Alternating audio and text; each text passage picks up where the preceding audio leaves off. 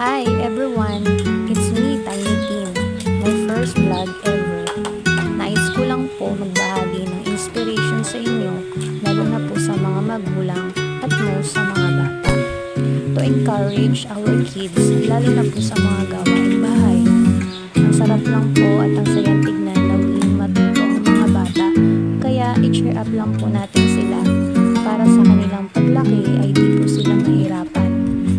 I-enjoy yung mga moments na habang kasama pa natin yung mga bata para sa ating pagtanda ay wala tayong babalikang sayang.